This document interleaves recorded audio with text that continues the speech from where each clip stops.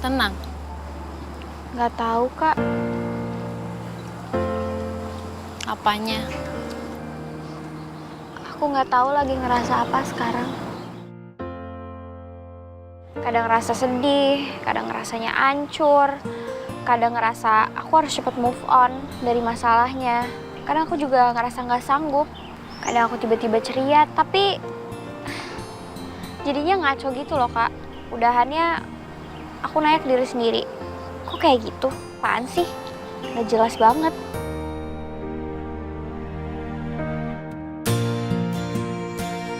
Jadi sekarang ya kalau ditanya lagi ngerasa apa, ya jawabannya nggak tahu. Satu kata? Bingung. Bingung ya? Iya, nggak tahu sama emosi sendiri. Bingung mau ngerasa apa. Marah?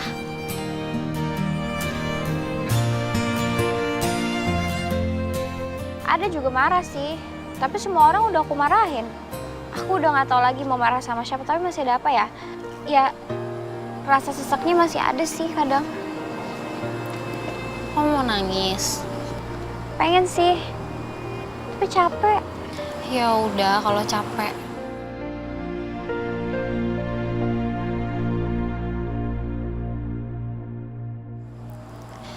Sebelumnya, kakak mau minta maaf sama kamu. Soal Harry.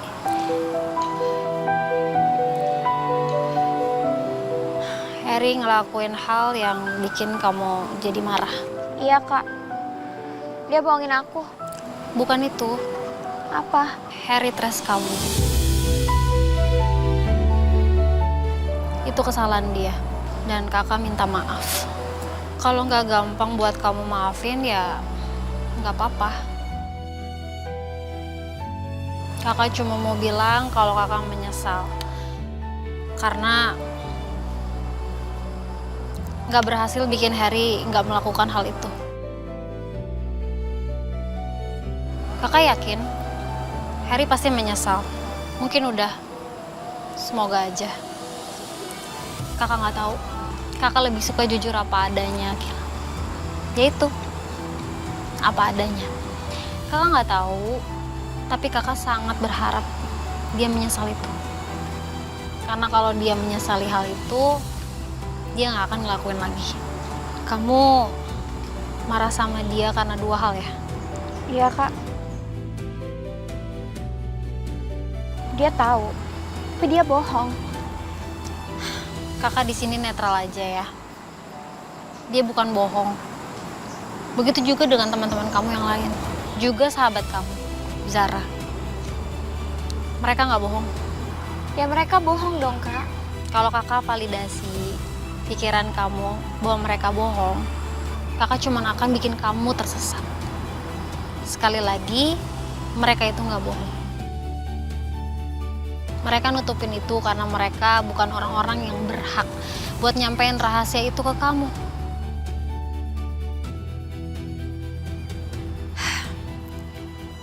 Kalau semua kesalahan pemikiran itu divalidasi walaupun emang salah, itu namanya menyesatkan orang tersebut. Dan kakak nggak mau kamu tersesat, Akila.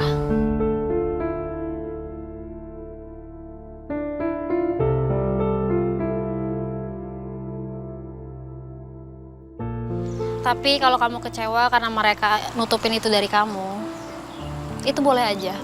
Tapi ngerasa dibohongin sebaiknya kamu nggak ngerasa gitu sih. Karena apa? Karena akhirnya kamu akan kehilangan kepercayaan sama semua orang. Padahal kita ini makhluk sosial. Kita nggak bisa hidup sendiri. Bukan berarti harus bergantung. Tapi hidup sendiri juga mustahil. Aku tahu. Kamu cerdas kok. Kamu pasti ngerti. Mungkin di saat kayak gini, kamu berharap semua orang memvalidasi perasaan kamu, mendukung kemarahan dan kesedihan kamu. Itu wajar aja sih, namanya juga masih remaja ya. Tapi Akila, orang diem bukan karena mereka mau nyakitin kamu. Untuk beberapa hal, mereka diem karena takut bikin semuanya lebih hancur. Tapi rasanya tetap nyakitin, Kak. Iya, bener banget. Valid kok itu. Kamu boleh sedih, boleh marah, boleh kecewa. Tapi saran kakak, jangan sampai semua itu bikin kamu percaya kalau nggak ada orang yang sayang sama kamu, itu yang nggak baik buat diri kamu sendiri. Karena kenyataannya orang-orang di sekitar kamu tuh justru terlalu sayang sama kamu. Kalau sayang kenapa rasanya malah jadi kayak gini? Karena semua orang bisa salah, Akilah, termasuk orang dewasa. Salah bukan akhir dari rasa sayang. Salah itu ya karena mereka kan manusia. Aku capek, Kak. Iya, kakak tahu. Kamu itu bingung. Karena kamu capek mikir, capek marah, capek sedih. Akhirnya bingung. Ya udah kalau capek, jangan paksa semua harus beres hari ini. Tapi rasanya berantakan banget. Iya, biarin dulu berantakan. Serius. Hidup itu memang berantakan dulu sebelum pelan-pelan jadi jelas.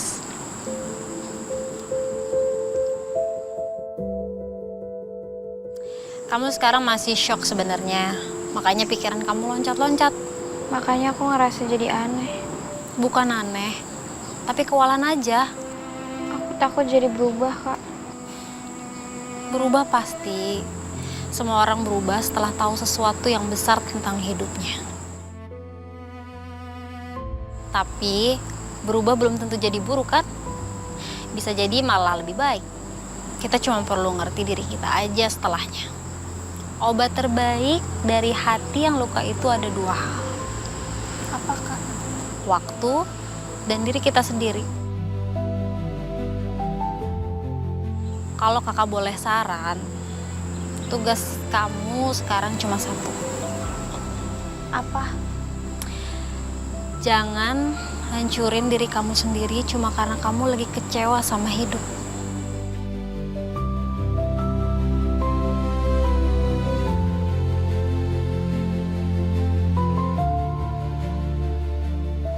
Mau jalan? Iya, Kak. Yuk jalan. Ayo.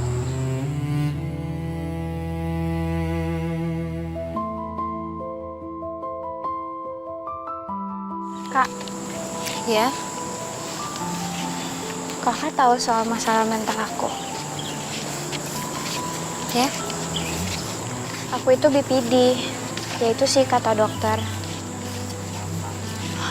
Sejauh ini cuma itu yang aku ngerti. Tapi kalau yang aku rasa, kadang emosi aku tuh capek banget. Aku kadang bisa sayang banget sama orang. Beberapa jam kemudiannya, aku bisa marah banget sama orang itu.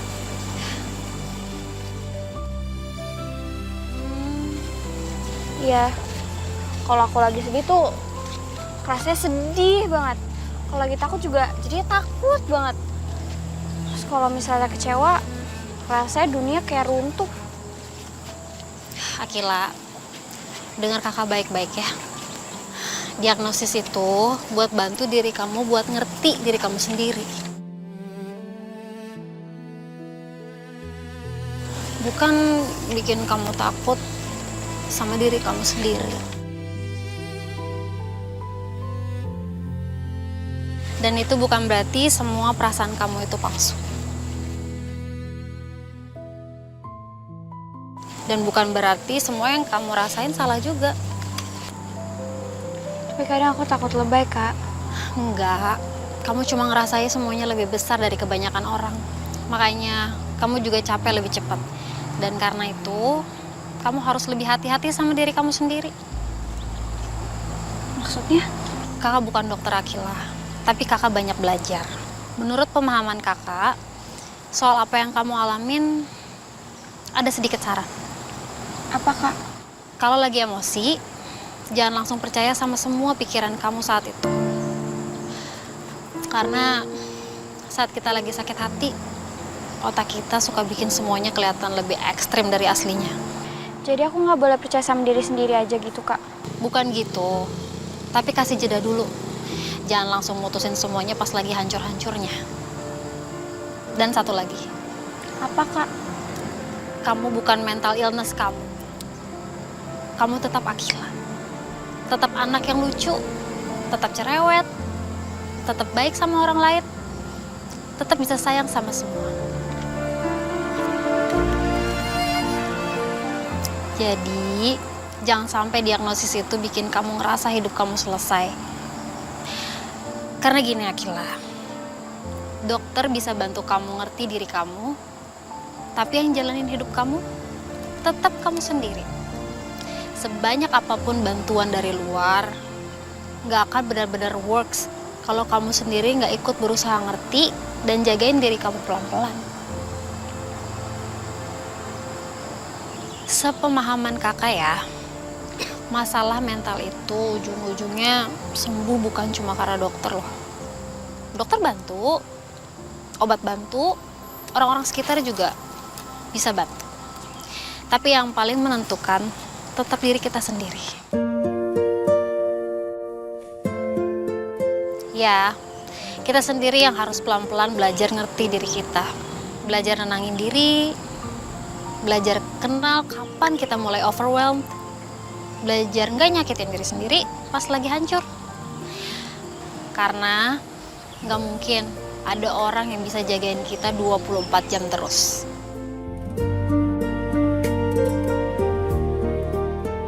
Makanya orang yang akhirnya bisa lebih stabil seringnya bukan karena hidupnya tiba-tiba gampang, tapi karena dia mulai ngerti cara menghadapi dirinya sendiri.